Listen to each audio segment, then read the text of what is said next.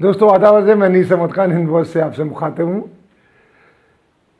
America जो राष्ट्रपति हैं जो अभी आए हैं नवनिर्वाचित, जिन्होंने शपथ ली है, जो बाइडन ने आते साथ ही अपनी टीम से भारत के जो कट्टर दक्षिणपंथी हैं, यानी जो आरएसएस और हिंदूवादी संगठनों से जुड़े हुए हैं, उनको हटाना शुरू कर दिया है। ये बहुत बड़ी खबर है जिस पे ये कूदते हैं। और उसने बाइडन ने सबसे पहला काम ये किया कि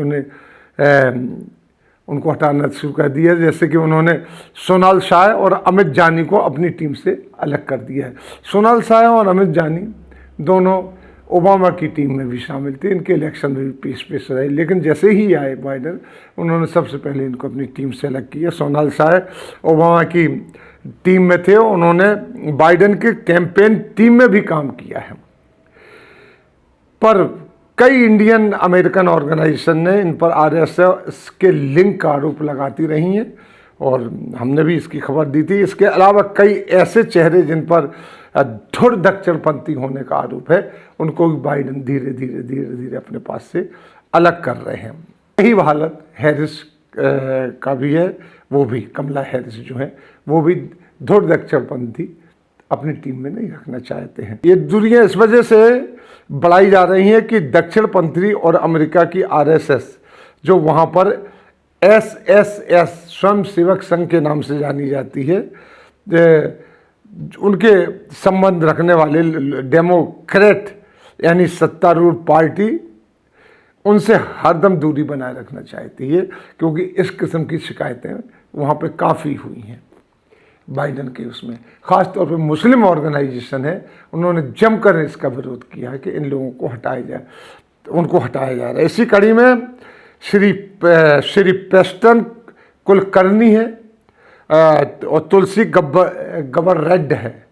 ये आरएसएस से अपना कनेक्शन रखते हैं, इस इलेक्शन भी लड़े थे लेकिन ये हार गए, जिन पर हिंदुत्व पार्टियों के फंडिंग की खबरें आती रही हैं। भारत से कितना पैसा लेते थे और वहाँ से भी कितना पैसा ले रहे थे हिंदू पार्टियों से, तो उनको भी अलग कर दिया है। वहाँ की जो इंडियन अमेरिकन ऑर्गेनाइजेशन है, उन लोगों ने जमकर इसका विरोध कर रहे हैं, शुरू से कर रहे हैं। जब से इलेक्शन हुआ तब से विरोध कर रहे हैं कि अब इनको बाइडन अपनी टीम में ना रखे। ओबामा ने रखा हुआ था लेकिन बाइडन इनको टीम में ना रखे, इससे बड़ा नुकसान हो रहा है। सोनाल शाह वैसे तो बाइडन के जो यूनिट में रहे हैं, जो कैंपेन यूनिट में भी रहे हैं, टास्क फोर्स में भी रहे हैं, लेकिन उनके पिताजी हैं ओवरसीज जो फ्रेंड्स ऑफ बीजेपी है और जो भारत में चलती है आरएसएस, वहाँ एसएसएस स्वयं सेवक संघ के नाम से चलाई जाती है, उसके बहुत बड़े कर्ता धर्ता है।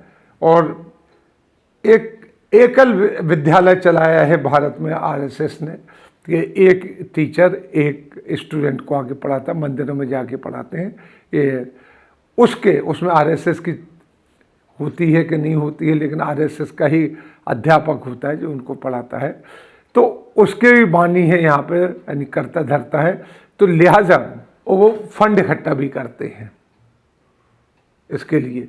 अमित जानी के प्रधानमंत्री मोदी और कई बीजेपी नेताओं से घनिष्ठ संबंध हैं। अमित जानी पर आरोप रहा है कि उनके खुद धुर दक्षिणपंथी संबंधों से होने की वजह से बाइडन की काफ़ी नुकसान भी हुआ है उनके इलेक्शन में। वहीं सोनाल शाह जो कि इकोनॉमिस्ट और ओबामा की टीम में भी थे, इन पर भी बीएचपी और आरएसएस के साथ निकटता के संबंध और इनके इल्ज़ाम लगते रहे, जो वहाँ की जो ऑर्गेनाइजेशन है, सेकुलर ऑर्गेनाइजेशन, वो लगाती रही है। लिहाजा इन लोगों को बाइडन ने आके अपने से दूर कर दिया है। इसके पीछे मुस्लिम कंट्रीज भी हैं, उसके पीछे अमेरिका की एक बहुत बड़ी लॉबी जो कि इनको सपोर्ट करती है डेमोक्रेट को, वो सेकुलर है, मुसलमान उसमें बहुत ज़्यादा है, वो भी हैं। इसकी वजह से धीरे धीरे नहीं एक साथ ही अब जो उन्होंने बाइडन ने पहले दिन जो बनाई है उसको हटा दिया है उन्होंने।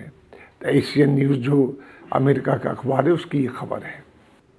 यानी इनकी जो ख्यातगिरी है आरएसएस की, इसकी बाइडन के पास ही पहुंच गई है, कि बाइडेन अपने आप को सेकुलर करके आगे बढ़ना चाहते हैं। उनको इस्लामिक कंट्रीज से भी मदद लेना, मुस्लिम कंट्रीज के भी करीब जाना है जो ट्रम्प की वजह से दूर चली गई थी। टर्की वगैरह पावरफुल है, उनके भी करीब जाना है, क्योंकि देखिए इंटरनेशनल लेवल पर जाया जाए तो सऊदी अरब की जो वैल्यू है वो तेल की वजह से है, सऊदी अरब, लेकिन जो टर्की की वैल्यू है वो उसकी सेना की वजह से है, नाटो का मेंबर है, इस वजह से पावरफुल उसके पास फौज है, दूसरे नंबर की पावरफुल फौज है अमेरिका के बाद।